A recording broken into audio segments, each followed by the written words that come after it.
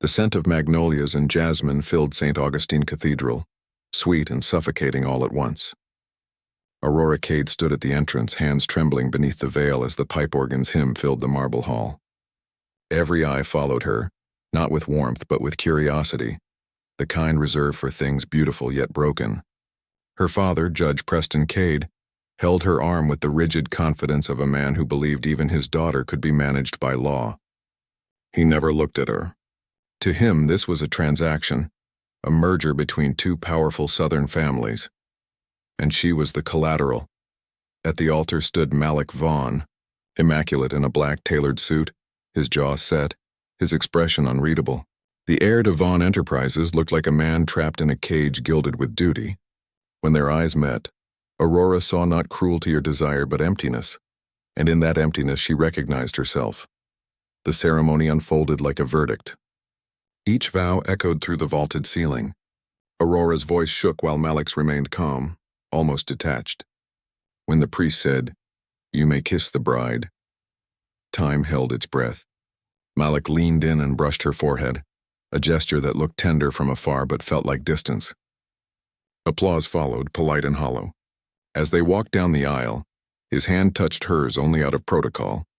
Outside, the savannah dusk glowed gold and violet. In the carriage, silence pressed between them. Malik sat opposite her, the passing lamplight cutting across his profile, his focus fixed on the dark streets beyond the window.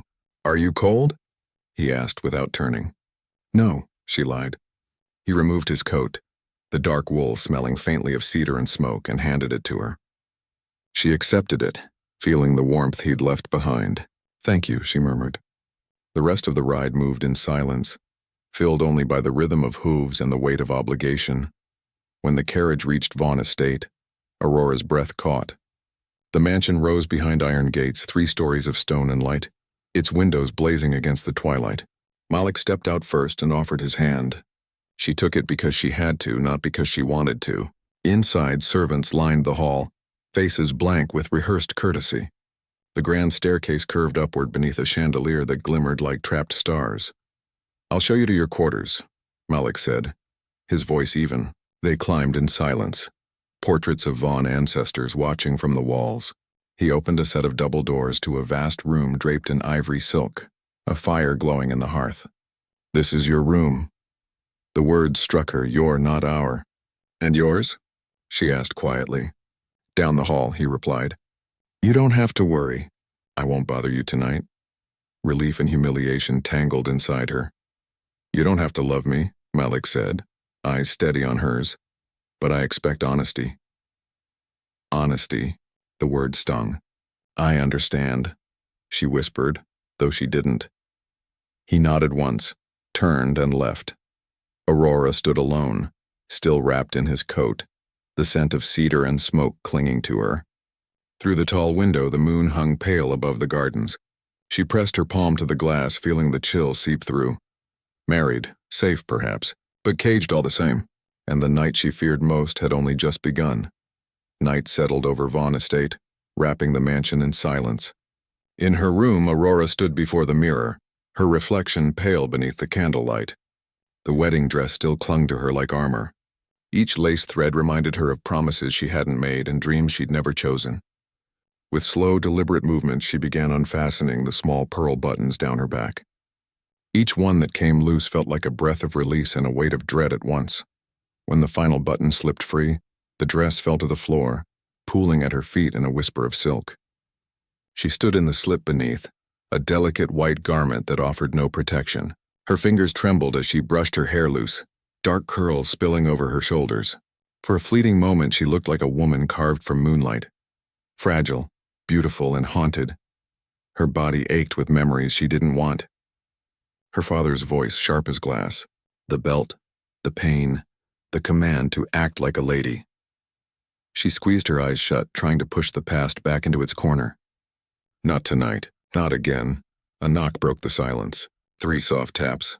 "Aurora!" Malik's voice came through the door, low but clear. She froze, her breath catching. "May I come in?" he asked. The words carried restraint, not authority. She wanted to say no, to lock the door, to hide. But she was his wife now, and wives didn't refuse. Her father had drilled that lesson into her too well.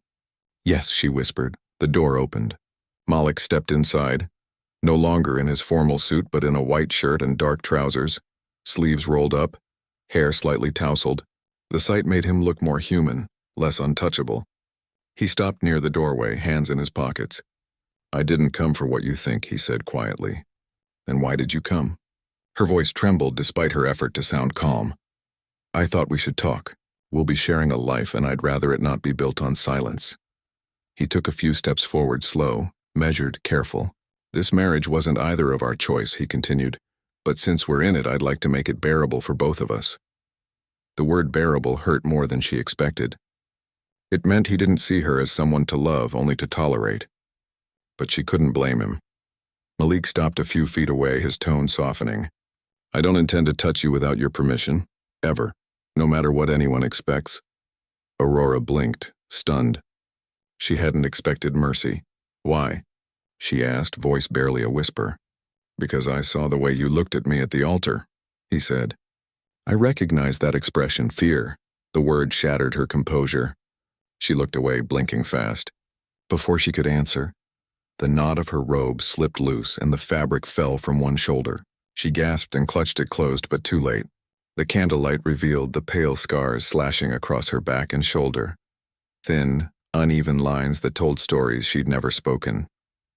Malik froze, the air in the room tightening. His eyes darkened, not with disgust but with anger. The kind born of empathy, not judgment. "Who did that to you?" His voice came out rough, restrained only by sheer will. Aurora shook her head, tears threatening. "Don't," she whispered. "Please don't look," but he already had. And he understood. Malik crossed the room, kneeling in front of her until they were eye level. "You don't have to tell me now," he said gently, the anger gone, replaced by something deep and steady. "But I promise you no one will ever hurt you again. Not while I'm alive." For the first time that night she met his eyes, really met them, and saw no pity, only sincerity. The kind that felt like shelter. He stood slowly and offered his hand. "May I help you up?" She hesitated, then nodded. His palm was warm and rough, a man's hand steady and careful. When she stood, they were close enough for her to feel his breath, the scent of cedar and something faintly sweet. Her heart pounded, not from fear this time, but confusion. "Sit," he said gently, motioning to the bed. She obeyed, expecting him to join her, but instead he walked to the armchair near the fire and sat there, keeping distance. "I'm not going to touch you tonight. Or any night you don't ask me to." Aurora stared at him, disbelief softening into something fragile. "You'd wait for me to ask?" "Yes," he said simply. "Because you're my wife, not my property. You have a choice." Her throat tightened. "Why are you being kind?" He stared into the fire for a long moment before answering. "Because I know what it feels like to have every part of your life decided for you.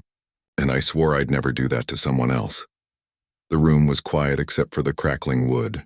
For the first time since she'd entered Vaughn Estate, Aurora felt safe enough to breathe. "Good night, Aurora," Malik said softly as he stood. "You're safe here." When the door closed behind him, she sat motionless, hand pressed against her chest. His promise echoed in her head like a heartbeat. "You're safe here." And for the first time in her life, she almost believed it. The next morning, sunlight poured through the tall windows of Aurora's room, soft and golden against the ivory walls. For a few seconds she forgot where she was, and then reality returned like a slow ache. She was no longer Aurora Cade, the judge's daughter. She was Aurora Vaughn, the stranger's wife. She dressed in silence and descended the staircase, expecting cold formality at breakfast. Instead, she found a table neatly set for two, sunlight spilling over white china and silver. Malik sat at the far end reading the morning paper, a cup of coffee steaming beside him. When she entered, he stood immediately, an old-fashioned gesture that surprised her. "Good morning," he said, voice steady but softer than the night before. "I hope you slept well." "I did," she lied, taking her seat. Breakfast was quiet but not uncomfortable. Between bites of toast and fruit, Malik occasionally glanced at her, not intrusively but as if trying to learn the shape of her silence. "Do you like to read?" he asked suddenly. Aurora looked up, startled by the simple question. "Yes, very much." "There's a library here," he said. "It's yours to use. The house can feel heavy if you let it." The house, she said faintly. Or the marriage? Malik's lips curved slightly, the ghost of a smile. Maybe both. For a moment they looked at each other across the table and something unspoken shifted in the air, an understanding that neither wanted to name. Later that day, Aurora explored the estate. The hallways stretched endlessly, filled with portraits of ancestors and rooms draped in silence, but the library caught her breath. 2 floors of mahogany shelves, ladders of polished brass, sunlight cutting through the tall windows and falling across thousands of books. The faint scent of paper, ink, and cedar filled the room.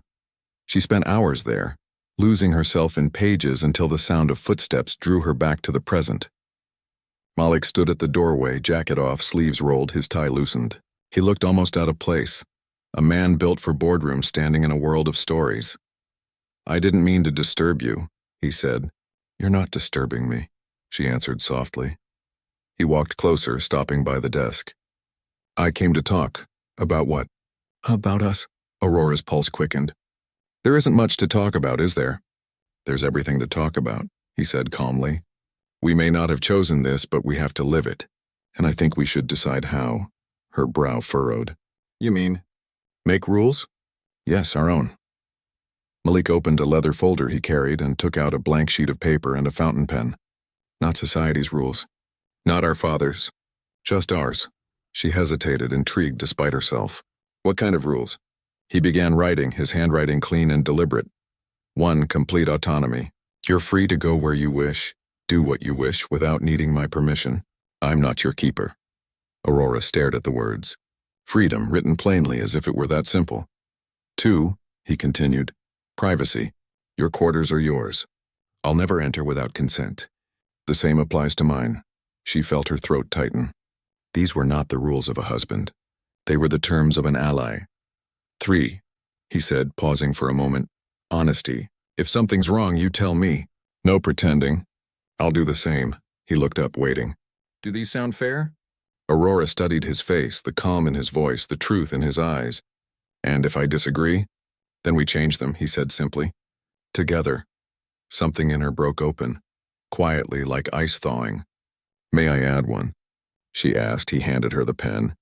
Her hand trembled as she wrote beneath his neat lines. 4, no lies about the past. If we ask, we answer truthfully, even when it hurts. When she handed the paper back, Malik read her words slowly, then nodded. "Agreed." He signed his name, the pen gliding smoothly, and passed it to her. For a moment she stared at the page, at the promise they'd built between them, fragile but real. Then she signed too. Malik folded the paper and placed it in his shirt pocket close to his chest. "Our agreement stays here," he said. "No one else needs to see it." Aurora met his gaze. "And you'll keep it?" "I'll keep it," he said. "Every word." When he left, she stood alone in the quiet library, sunlight spilling across the table, heart beating faster than it should. For the first time since her wedding day, she felt something she hadn't known in years: choice. Days passed quietly at Vaughn Estate, and routine began to take shape. Aurora woke early, spent hours reading in the library, walked the gardens after lunch, and dined with Malik each evening in a delicate rhythm of politeness that neither dared to break. He was kind, distant, consistent. But beneath the calm, something invisible stirred, a growing warmth that neither could ignore. One afternoon, sunlight poured through the library's tall windows, dust motes floating like tiny stars. Aurora stood on a rolling ladder, reaching for a book high on the top shelf, her fingers just grazing its spine. She rose on her toes, stretching, the hem of her soft blue dress shifting with the movement. The ladder creaked. "Careful," Malik's voice said from below, firm and close. She startled, losing her balance slightly. His hands were on her waist in an instant, steady, strong, pulling her back from the edge. The touch froze her. His palms were warm through the thin fabric, his breath near her shoulder. I was fine," she managed to say, her pulse racing. "No, you weren't," he murmured. His tone wasn't scolding. It was concerned, grounded. He helped her down slowly, his hands still holding her just enough to guide her safely. When her feet met the floor, she looked up and found him close, too close. His eyes, dark and steady, caught hers. The air between them changed. "Thank you," she whispered. "You're welcome," he said, though he didn't move his hands. For a long moment, neither of them spoke. The air smelled of paper, cedar, and something charged. Aurora could hear her own heartbeat, quick and heavy. She looked up at him, really looked. The line of his jaw, the faint stubble, the small scar near his eyebrow, the way his chest rose as he breathed. He wasn't just a man of duty anymore. He was human. "You smell like lavender," Malik said quietly, his voice deeper now. She blinked, caught off guard.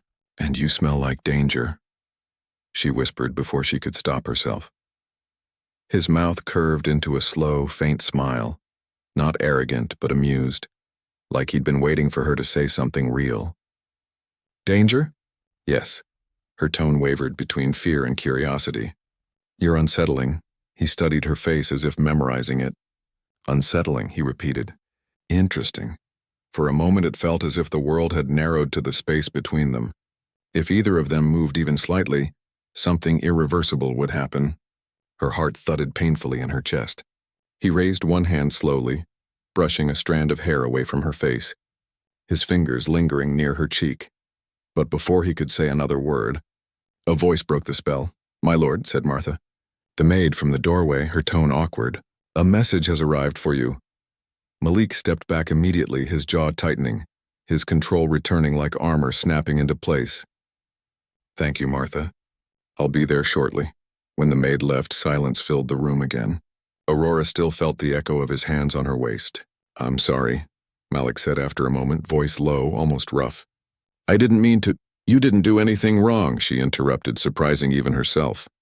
"You kept me from falling." He looked at her for a long moment, as if debating whether to believe her. Then slowly he nodded. "I'll remember that," he said, his voice softer now, the edge gone. He turned and walked toward the door. Just before leaving, he glanced back once. Their eyes met briefly, one heartbeat of silent understanding. When he was gone, Aurora pressed her hands to her waist, right where he had held her. The warmth lingered, seeping through her skin, steady and unshakable. She stood there for a long time, staring at the empty doorway, knowing something had shifted between them. Something small, but real. Something that neither could undo. 2 days later, the calm rhythm of Vaughn Estate broke. From early morning, the mansion stirred with movement. Maids polishing silver that already gleamed, fresh lilies replacing yesterday's roses, furniture dusted twice over. Aurora stood at the top of the staircase watching the quiet frenzy below.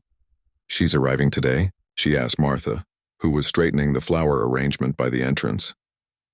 "Yes, ma'am," Martha said, lowering her voice. "Lady Evelyn Vaughn, Mr. Malik's mother, she's distinguished." "Distinguished," Aurora repeated, her nerves tightening around the word. Martha hesitated, then offered a small, knowing smile. "Not cruel, ma'am, just commanding, commanding." The word followed Aurora all morning like a shadow.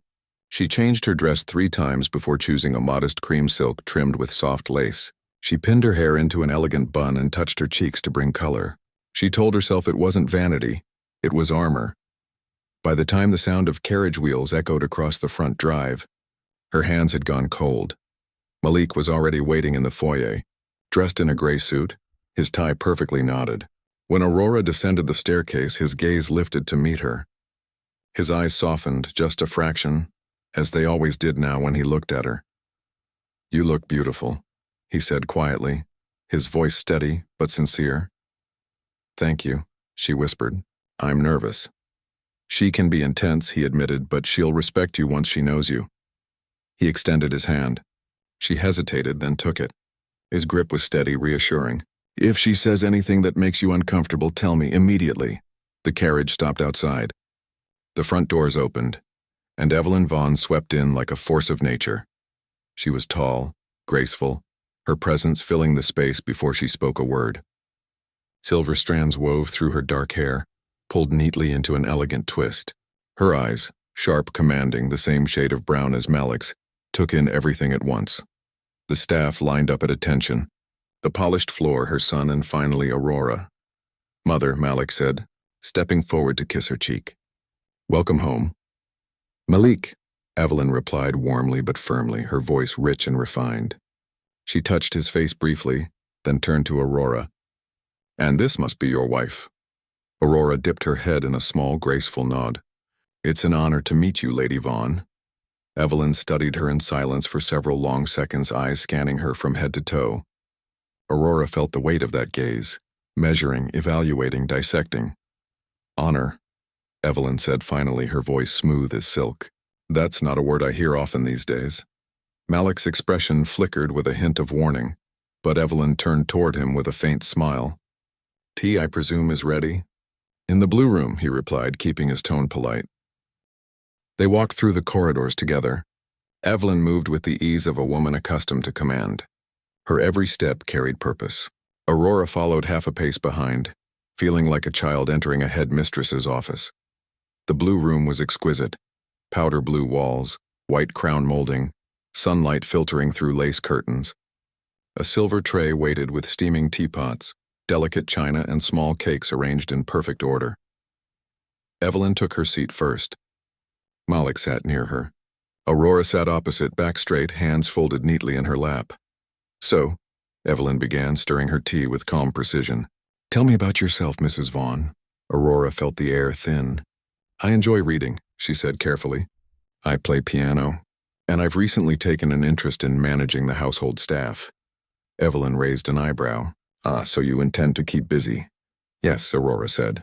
I believe idleness weakens the mind.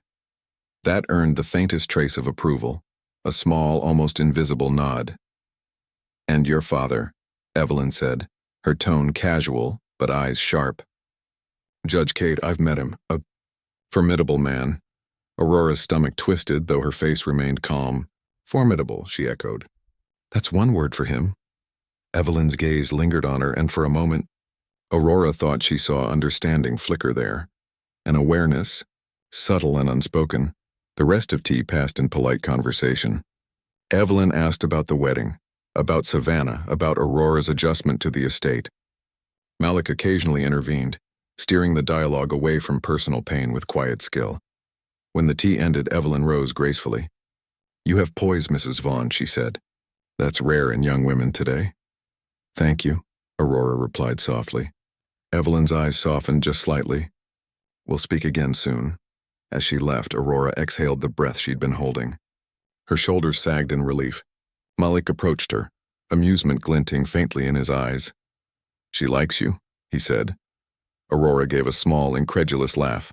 That was her liking me? For my mother, he said, smiling now. That was practically affection.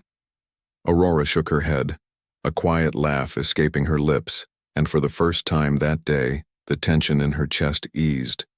Malik's gaze lingered, warm and steady, and the moment stretched between them, delicate and alive.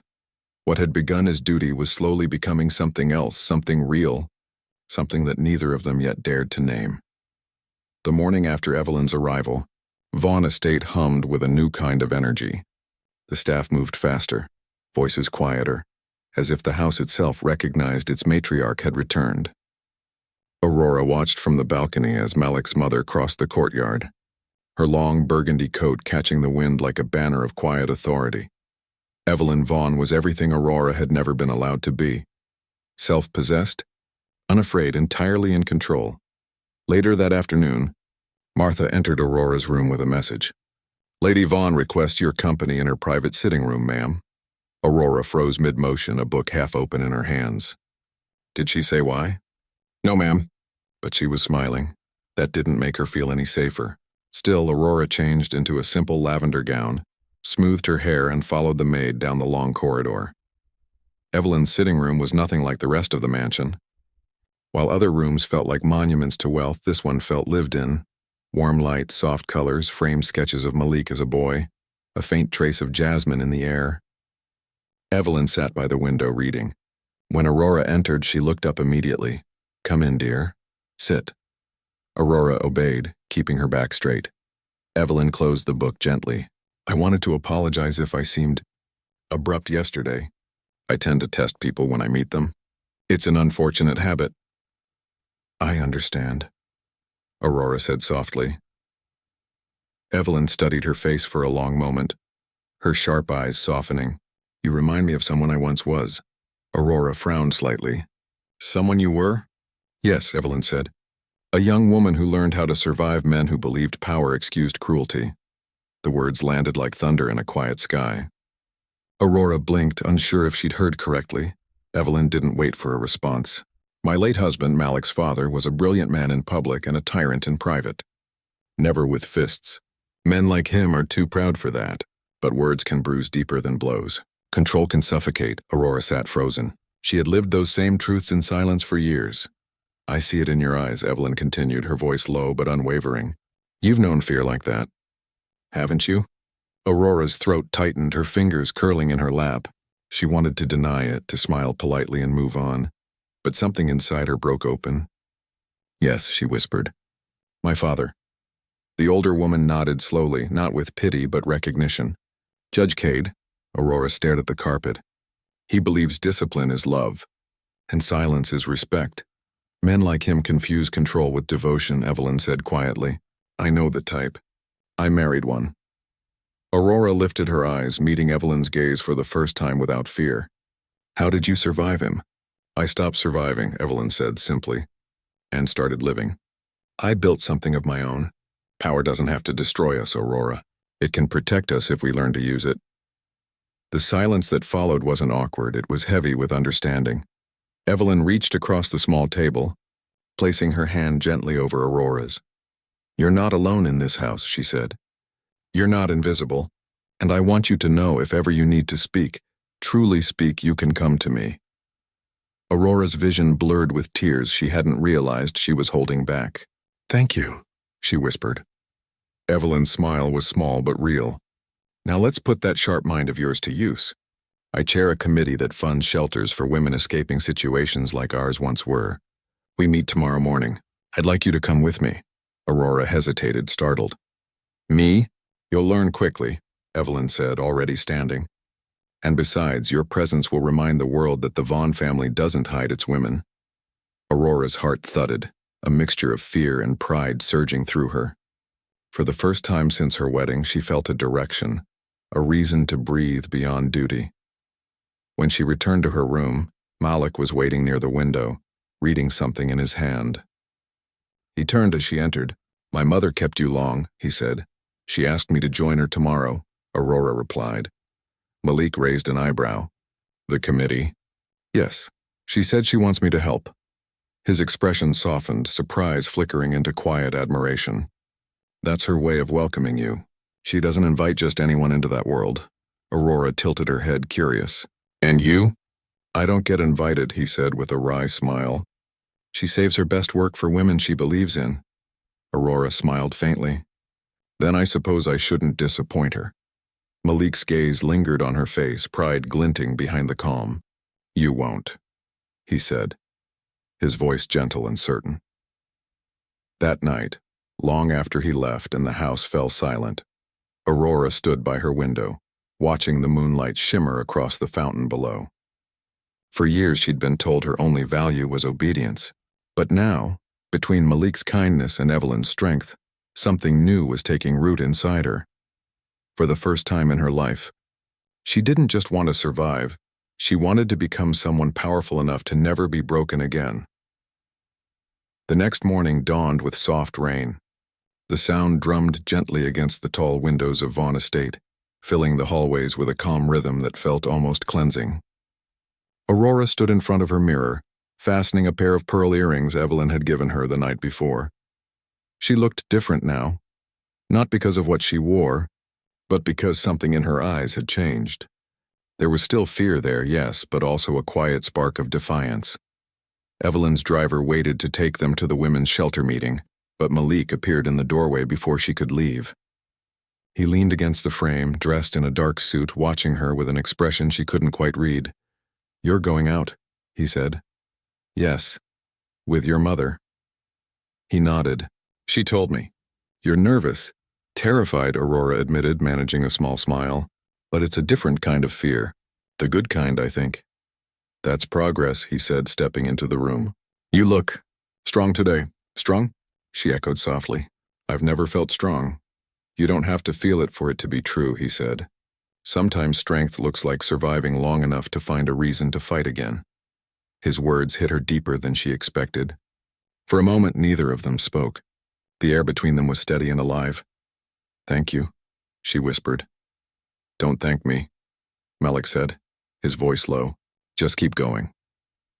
That day at the meeting, Aurora watched Evelyn command a room full of powerful women with calm intelligence and quiet fire. They spoke of funding, of housing, of legal reforms. Aurora listened, took notes, and when asked her opinion, she surprised herself by answering clearly. Evelyn glanced at her, pride flickering in her eyes. When they returned home, the rain had stopped. Malik was in the study reading by the fire. Aurora stood at the doorway for a moment before entering. How was it? He asked, closing the folder in his hand. Overwhelming, she said, but good. They're doing important work. You belong there, Malik said simply. She smiled faintly. Your mother seems to think so too. Malik gestured for her to sit. Tell me what you saw. She sat across from him, describing the day, the women, the stories, the plans. He listened intently, not interrupting once. His attention was focused, grounded, the kind that made her feel heard in a way she never had been. When she finished, the silence that followed was comfortable. She studied him across the firelight. The lines of his face softened by the glow, the strength in his posture, the quiet sadness that lived behind his eyes. Can I ask you something? She said finally. He nodded. Last week, when you said you understood fear, what did you mean? Malik looked into the fire for a long moment before answering. My father, he said. He wasn't violent, not in the way people think.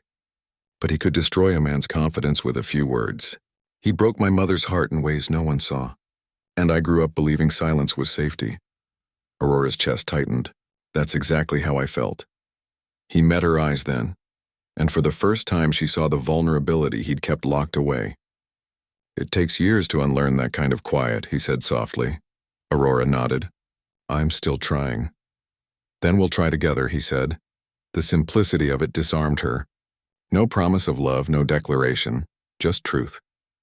She hesitated, then spoke before she could change her mind. Do you want to see? See what? My scars, she said quietly. Malik's expression didn't change, but his eyes softened. Only if you want me to. Aurora stood and walked toward the window, her back to him. The rain outside had stopped completely, leaving streaks of silver across the glass. She slowly unbuttoned the top of her dress, pulling the fabric down just enough to reveal the network of faded marks across her shoulder and upper back. She didn't turn. She couldn't. Malik rose from the chair but didn't move closer. His voice was low, steady. You don't owe me this, Aurora. I know, she said. But I need to stop hiding from it. The words trembled, but she forced them out. He said no one would ever want me if they saw what he'd done. That's how he kept me silent. Malik took one slow step forward, close enough that she could feel his presence but not his touch. He was wrong. Her breath caught. Malik's tone deepened, every word deliberate. The marks don't make you unworthy. They make you real. They're proof you survived. Aurora turned then, eyes glistening. For the first time, she didn't see pity in his gaze. She saw admiration. I wish I could erase them for you, he said. She shook her head. No, I want to remember, but I don't want to be ruled by them anymore. Malik nodded slowly. Then we'll start from today. No more ghosts, just truth. She looked up at him, the distance between them shrinking not in space but in something deeper. Truth, she repeated. He smiled faintly. Our agreement still stands. Aurora's lips curved into a quiet smile of her own. Then I'll hold you to it. The firelight flickered across their faces, warm and golden. Two people who had learned to build walls now stood in the quiet middle ground between them, realizing those walls could become a home. The Vaughn family's annual charity gala arrived with the weight of reputation and history. For generations, it had been the event of Savannah's elite, a night of glittering chandeliers, champagne laughter, and whispered alliances. For Aurora, it was something else entirely. It was the battlefield where her past would finally meet her present. Evelyn had insisted she attend. You've earned your place, she told her firmly. And no one, not even your father, can take it from you now. Those words echoed in Aurora's mind as she stood before the mirror, smoothing the deep emerald gown Evelyn had chosen for her. The color brought out the gold in her skin and the light in her eyes. She had never looked more like herself. Not the judge's daughter, not the frightened bride, but the woman she was becoming. Malik entered without knocking, stopping short when he saw her. His usual calm faltered for just a heartbeat. You look. He hesitated, almost shy for once. Like you own the night. Aurora smiled softly. Maybe I do. Or maybe I'm finally done letting it own me. He stepped closer, adjusting the clasp of her necklace where it rested at the base of her throat. His fingers brushed her skin, light and deliberate. Whatever happens tonight, he said quietly, remember you're not alone. I know, she said. That's why I can walk in there. When they entered the ballroom, heads turned. Conversations paused. For a moment, the crowd's noise became a distant hum as Malik guided her through the sea of sequins and tuxedos. The lights glowed golden against the marble floor, violins humming in the background. Every woman wanted to be seen beside Malik Vaughn. Every man measured himself against him. But tonight the focus wasn't him. It was her. Evelyn stood near the front, surrounded by politicians, donors, and business magnates. Her smile sharpened slightly when she saw Aurora. Perfect timing, she said. The mayor's just about to speak. Aurora nodded politely, but her attention snagged on a figure across the room. Tall, severe, familiar. The air in her lungs turned heavy. Judge Preston Cade. He hadn't changed. Same immaculate posture, same icy authority. Same eyes that had once stripped her of voice and choice. He was laughing with another man, drink in hand, oblivious to her presence, until he turned and their eyes met. The smile vanished from his face. Aurora's pulse quickened, but she didn't look away. Malik noticed the shift instantly. His hand brushed hers, a silent question. That's him, she whispered. Malik's jaw tightened. Do you want to leave? No, she said, steadying her breath. Not this time. Her father crossed the room, each step slow and deliberate. When he stopped in front of them, the air between them crackled with tension. Aurora, he said, his tone flat, controlled. I heard you'd married well. I see the rumors are true. Good evening, father, she replied, her voice calm and even. His gaze flicked to Malik. Mr. Vaughn, your family name carries weight. I trust my daughter has adjusted. Appropriately. Malik's tone was polite but edged with steel. Your daughter doesn't need to adjust to anything. She's exactly where she belongs. Judge Cade's smile didn't reach his eyes. Indeed, though I do hope she remembers where she came from. Gratitude can fade when comfort takes its place. Aurora felt the words like a familiar slap, but something inside her shifted. The fear that once silenced her was gone. She took a step forward, her chin lifting slightly. You're right, she said evenly. I remember exactly where I came from, and I remember what it cost me. Her father blinked, surprised by her tone. She continued, voice calm but sharp as glass. I remember the lessons you taught me. To obey, to never speak back, to hide pain behind a perfect smile. But I've learned new lessons now. One's about truth, dignity, freedom. The crowd nearby had begun to notice, whispers rippling outward like waves. Evelyn approached, her eyes unreadable but proud. Judge Cade's expression hardened. You would embarrass your family in public? Aurora's voice didn't waver. No, father. You did that long ago. I'm just done covering for it. The silence that followed was deafening. Even the music faltered for a moment before picking up again, softer, uncertain. Malik stepped closer, his presence solid beside her, not shielding her, standing with her. Judge Cade's jaw flexed. You've become insolent. No, Aurora said quietly. I've become free. He stared at her for a long moment, realization and rage battling in his eyes before turning abruptly and walking away. The crowd parted as he passed, whispers chasing him to the exit. When he was gone, Aurora exhaled, her knees trembling slightly. Malik placed a steady hand at the small of her back, grounding her. Evelyn's gaze softened with unmistakable pride. Well, Evelyn said, her voice cool and smooth. That's one way to announce yourself to society. Aurora managed a faint, shaky laugh. Was it too much? Evelyn's smile was warm, almost maternal. My dear, it was perfect. Malik leaned close enough that only she could hear. You just changed everything. Aurora looked up at him, her heart still pounding but lighter than it had ever felt. No, she said softly. I just stopped hiding. As the orchestra swelled again and the murmurs faded, Malik took her hand and led her onto the dance floor. The room turned around them in slow motion. The light, the sound, the whispers. For the first time, Aurora wasn't performing for anyone. She was simply alive, held, seen, unafraid. And as Malik's hand found hers in the rhythm of the waltz, she knew the night that began with confrontation had become something far greater. A declaration of freedom, and the first true step toward love. The ballroom slowly emptied as midnight neared. Guests drifted toward the doors in clouds of perfume and laughter, leaving behind only the soft hum of the orchestra and the faint scent of champagne. Aurora and Malik slipped out onto the terrace, escaping the noise. The night air was cool and fragrant, heavy with magnolia and rain. Beyond the marble railing, the gardens glowed under the moonlight, silvered and still. For the first time all evening, Aurora could breathe. She leaned against the stone balustrade, her heartbeat finally slowing. Malik stood beside her, hands in his pockets, watching her quietly. "You were extraordinary tonight," he said. Aurora gave a soft laugh. "I was terrified. Maybe, but courage isn't the absence of fear. It's walking through it anyway."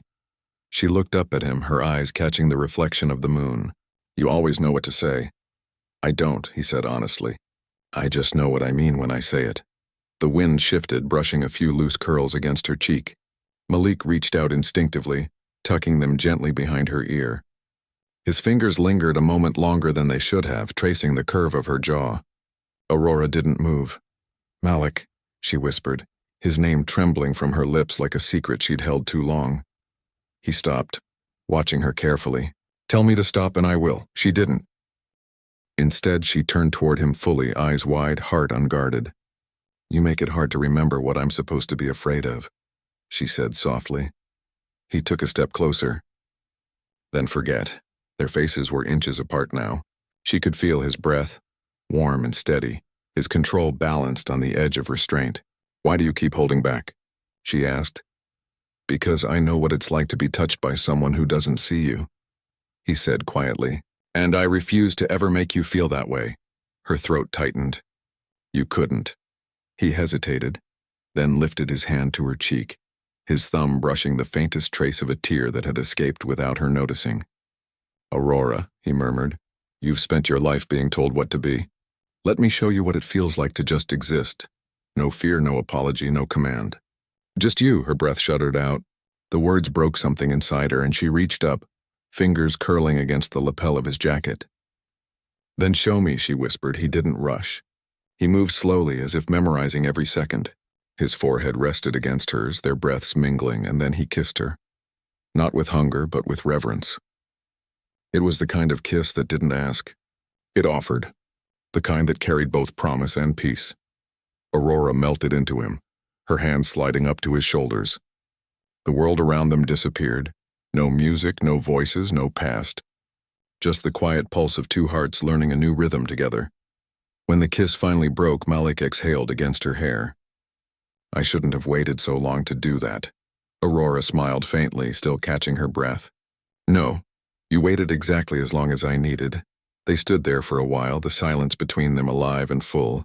The moonlight painted his face in silver and shadow, his expression tender, unguarded. He looked at her the way a man looks at something he never believed he'd find. "I love you," Aurora said before she realized the words had left her mouth. Malik froze, his eyes locking with hers. "Say it again." She stepped closer, voice steady now. "I love you." He didn't speak for a moment, his chest rising with slow, controlled breaths as if he wanted to be sure this was real. "You have no idea what that means to me," he said quietly. "You gave me something I stopped believing in, peace." Aurora smiled through tears. "And you gave me freedom." He touched her face again, his thumb tracing the edge of her lips. "Then maybe that's what love really is. Two people giving each other back what the world stole." They stood beneath the stars, wrapped in the quiet kind of love that needed no declaration beyond the look they shared. The wounds of their pasts hadn't vanished, but they no longer defined them. For the first time, Aurora didn't feel like she was surviving. She was living, fully, fiercely, and without fear. Dawn crept softly over Vaughn Estate, turning the curtains gold and the air pale with morning light. Aurora woke to the sound of rain tapping gently against the window, her body wrapped in warmth, her mind suspended between dream and memory. For a brief, blissful moment she forgot everything, the fear, the shame, the past, and then she remembered and smiled. Malik lay beside her, half awake, one arm resting lightly across her waist. His breathing was calm, steady, peaceful in a way she'd never seen before. When he opened his eyes, the first thing he did was look at her. And the way he did it, without surprise or hesitation, felt like home. "Morning," he said quietly. "Morning," she whispered back, her voice soft against the sound of rain. He studied her face for a moment, then brushed his thumb over her cheekbone. "How do you feel?" "Like the world finally stopped spinning," she said. "Like I can breathe." He smiled, slow and real. "Then we're starting right." They stayed that way for a while, the quiet between them tender and whole. When she finally rose, she walked to the window, pulling the curtain aside. The gardens below were washed clean, the marble fountain glimmering beneath the soft rain. Everything felt new, as if the world itself had exhaled with her. Evelyn's voice echoed faintly from downstairs, directing staff for the day. For once, it made Aurora smile. The house no longer felt like a cage. It felt alive. She turned back to Malik. "What happens now?" He sat up, leaning against the headboard, the sheet falling to his waist, sunlight tracing the lines of his chest and shoulders. "Whatever you want to happen. That's the point of freedom." She walked back to the bed, sitting beside him. "I want to keep helping your mother. I want to build something that matters." "You will," he said. "You already are." Aurora looked down at their joined hands, his darker skin against hers, warm and strong. "Do you think people ever really heal?" Malik thought for a long moment. "I think healing isn't forgetting. It's learning how to live without fear of remembering." Her throat tightened. "Then I think I'm healing." He leaned in and kissed her forehead, lingering there. "You are." Later that morning, they walked through the gardens hand in hand. The sky was clearing and sunlight broke through the clouds in narrow beams that lit the wet earth like glass. Birds stirred in the trees, their songs faint but hopeful. Evelyn watched from the balcony above, arms folded, a faint smile curving her lips. She had seen love born in her house before, but never like this. Not fragile, not forced, not desperate. This was different. This was earned. Aurora paused near the fountain, touching the surface of the water.